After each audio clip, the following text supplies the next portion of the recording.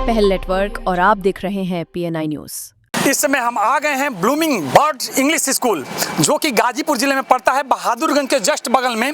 यहाँ पे अच्छी शिक्षा और सुविधा के अनुसार बच्चों को सुदृढ़ और अच्छा बनाया जाता है और अच्छे से संस्कार और शिक्षा के साथ परिपूर्ण किया जाता है बच्चों को। यहाँ पे देखिए ब्लूमिंग बर्ड्स इंग्लिश स्कूल।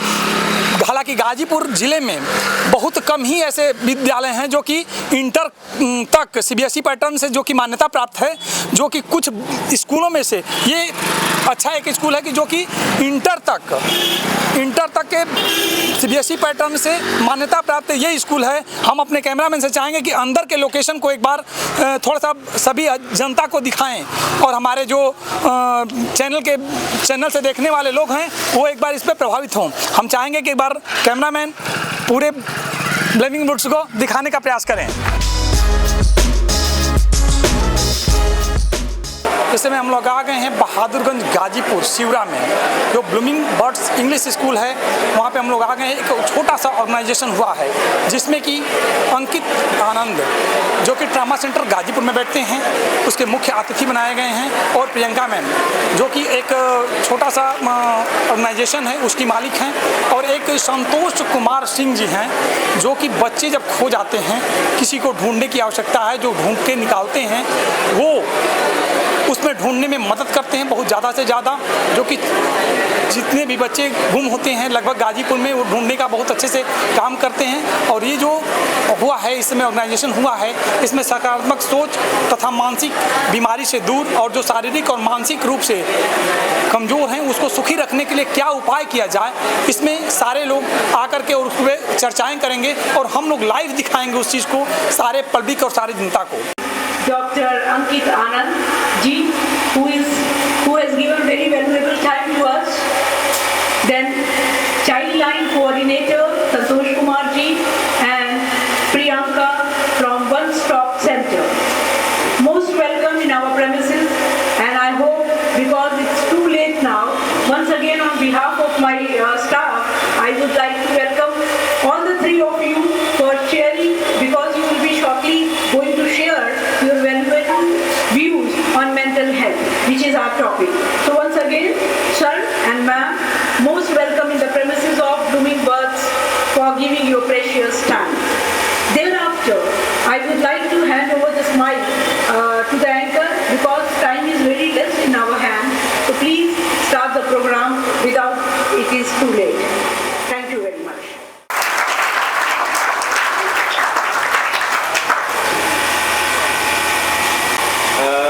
कल जो है हमारा एक खास दिन है, वर्ल्ड हेल्थ ऑर्गेनाइजेशन के द्वारा हम लोग मनाते हैं वर्ल्ड सुसाइड प्रिवेंशन डे। कई जगह पर कई लोग ऐसा मानते हैं कि सुसाइड को एक टैबू के रूप में प्रस्तुत किया जाता है, राइट। जैसे हम लोग क्या सोचते हैं कि सुसाइड के बारे में बात नहीं करना है, या फिर कम बात करना है, या उसको हम लोग कहीं ना कहीं बहुत ही अलग नज़रिए से देखते हैं, ठीक है।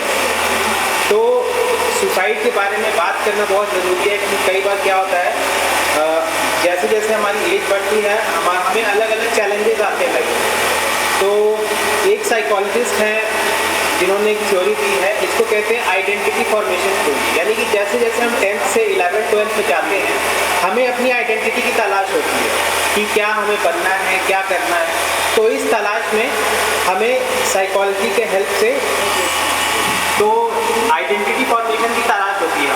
अब इसमें एक चीज़ बहुत इंपॉर्टेंट चीज़ है, एक होता है हमारा आइडियल सेल्फ और एक होता है हमारा रियल सेल्फ। आइडियल सेल्फ वो है जिसकी तरफ हम जाना चाहते हैं, जो हम बनना चाहते हैं, और रियल सेल्फ वो है जो हम अभी हैं।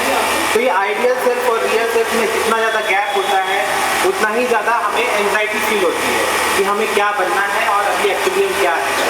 तो ये पूरा का पूरा आइडेंटिटी जो फॉर्म करने का जो समय होता है और जो चीज़ है, ये रियल सेल्फ और आइडियल सेल्फ का ये होता है। तो इसमें हम अपने आइडियल सेल्फ और रियल सेल्फ का गैप को कम करना रहता है, यानी जो हम हैं और जो हम बनना चाहते हैं।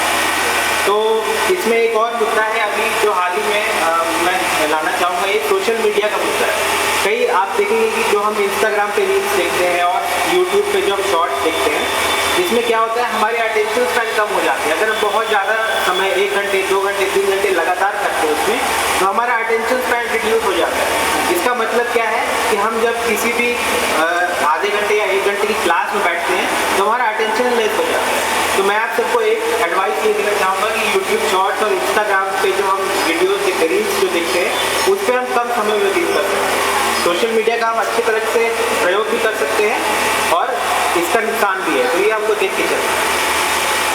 इसके अलावा और भी कई सारे मतलब साइकोलॉजी में और क्लिनिकल साइकोलॉजी में अलग अलग तरह की चीज़ें हैं जिसके बारे में आपको बताना चाहूँगा। एक है हमारा सोशल मीडिया से रिलेटेड, मैंने आपको बता दिया है, और इसके अलावा जो है और भी कई सारी चीज़ें हैं, जैसे कि आप सबका भी अगर कोई क्वेश्चन है मुझसे, अगर आपको सोशल साइकोलॉजी से रिलेटेड या मेंटल हेल्थ से रिलेटेड अगर आपसे पूछना चाहते हैं तो आप पूछ सकते हैं। इसके अलावा सुसाइड के बारे में आपको ये बता देता हूँ कि कई बार क्या होता है, सुसाइड जो करने जाता है बंदा, उसको वो कई सारे ऐसे साइंस होते हैं उसके लाइफ में, या फिर उसके जैसे कि कई बार क्या होता है कि अटेंडेंस शॉर्ट हो जाता है। कई सारे बच्चे होते हैं जो अटेंडेंस कम हो जाता है, जो स्कूल अचानक से आना बंद कर देते हैं, या फिर कई बार क्या होता है कि उनके बिहेवियर में अचानक से चेंज आ जाता है, जैसे कि वो बहुत ज़्यादा इमोशनल हो जाते हैं या फिर गुस्सा ज़्यादा करने लगते हैं। कई सारे ऐसे चेंजेस आते हैं। अगर कोई भी सुसाइड के बारे में ऐसा कहता है कि मुझे सुसाइडल आइडिएशन आ रहा है या मुझे ऐसा लग रहा है कि मुझे सुसाइड करने का मन कर रहा है, तो उसको हमेशा सीरियसली लेना चाहिए। अगर आपके साथ भी ऐसा हो रहा है तो आपको क्या करना है, किसी न किसी जो सोशल आपका जो सपोर्ट है उसको लेके चलना है, यानी कि आपके जो क्लोज वन हैं, जो रिलेटिव्स हैं आपके, जो आपके फ्रेंड्स हैं, जो फैमिली है, उनके साथ में रह के चलना है और उनसे शेयर करना है जो भी आपको दिक्कत लगती है, परेशानी लगती है। कई अलग अलग तरह के लोग होते हैं, कुछ इंट्रोवर्ट होते हैं, कुछ एक्सट्रोवर्ट होते हैं, तो कुछ ज़्यादा शेयर करते हैं, कुछ शेयर नहीं कर पाते, तो इसका हमको ध्यान रखना है, ठीक है।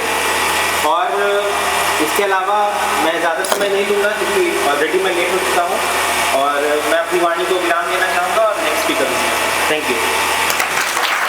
मैं 1098 गाजीपुर चाइल्ड के प्रभारी। तो 1098 आपको पता है क्या काम करती है? 1098 किसी को जानकारी है? ये बच्चों से संबंधित होता है, ठीक है। चाइल्ड लाइन, चाइल्ड हेल्पलाइन, ठीक है। इनके कार्यों को पता है। ये नंबर आप ही लोगों के लिए सरकार द्वारा बनाया गया है, इसलिए आपको कोई भी समस्या है किसी प्रकार की कोई समस्या हो तो इस पर आप सूचना दे सकते हैं। कई चीज़ें होती है जो बच्चे माता पिता को नहीं बताते हैं, जो भी बताएंगे वो बातें गुप्त रखी जाती है, आपका नाम डिस्क्लोज नहीं किया है, ठीक। कुछ पूछना है तो बताओ। आप लोगों को पढ़ाई के लिए भी जो बच्चे सक्षम नहीं, जिनके माता पिता सक्षम नहीं हैं, उनको सरकार द्वारा 4000 रुपया मासिक महीना दिया जाता है। जिनके माता पिता ना हो, जिनको कोई असाध्य बीमारी हुई हो, इन सब चीज़ों के मुख्यमंत्री बाल सेवा योजना है, स्पॉन्सरशिप योजना है, इन योजनाओं की जानकारी है? हाँ, कंप्लेंट सभी दिलवाते हैं आपको, सारी जानकारी हो जाएगी, आपको पढ़िएगा। और कभी भी समस्या है 1098 फोन करिए, आपकी सारी बातों को सुनी जाएगी, समझी जाएगी और उसका निवारण किया जाएगा, ठीक। तो थैंक यू।